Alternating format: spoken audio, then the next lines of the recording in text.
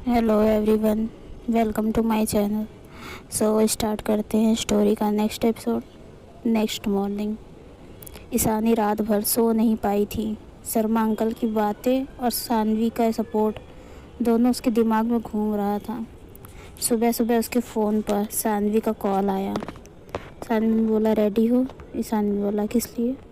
सानवी ने बोला, अपने पापा के राज को ढूंढने के लिए।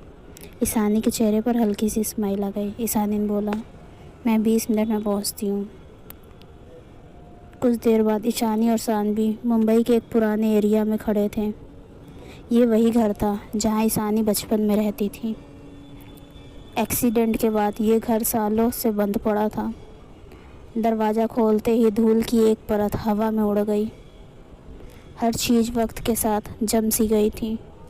ईशानी धीरे धीरे अंदर गई। उसकी आंखों के सामने बचपन की यादें तैरने लगी। ईशानी ने स्लोली बोला, यहाँ सब कुछ वैसे ही है। सानवी उसके साथ खामोशी से चलती रही। स्टडी रूम में दोनों राजीव मेहरा के पुराने स्टडी रूम में पहुँचते हैं। टेबल पर पुरानी फाइल्स और बुक रखी थी। कुछ घंटों तक दोनों डॉक्यूमेंट्स चेक कर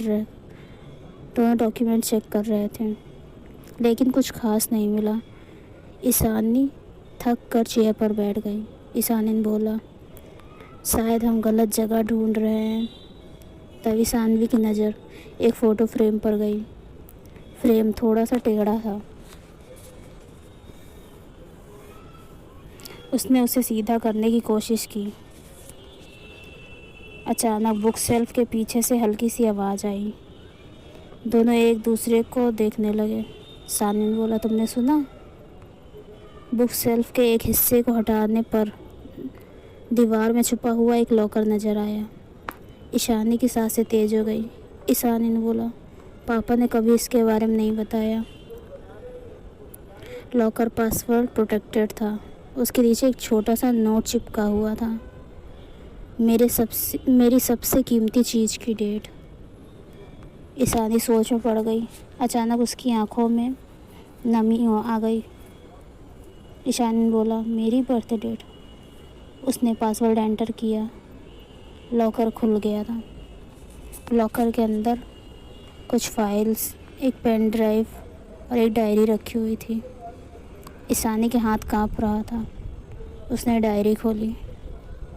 पहले पेज पर राजीव मेहरा की हैंड राइटिंग थी।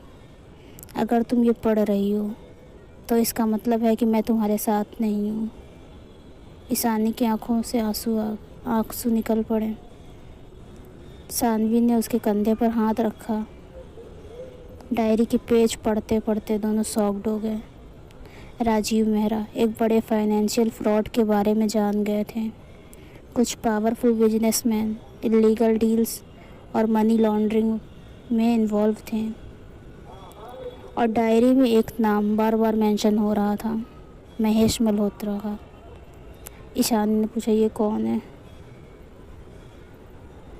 सानवी का चेहरा सीरियस हो गया। सानवी ने कहा, विराज मल्होत्रा के फादर। रूम में सन्नाटा छा गया। एंड दूसरी तरफ विराज अपने ऑफिस में था। तभी उसके फ़ोन पर एक कॉल आया, अननोन कॉलर से। सर, ईशानी और सानवी को लॉकर मिल गया है। विराज तुरंत खड़ा हो गया। विराज ने बोला, व्हाट? कॉलर, उनके पास फाइल भी है।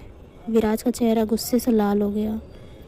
उसने फ़ोन जोर से टेबल पर फेंक दिया। विराज ने बोला, before they reach the truth stop them.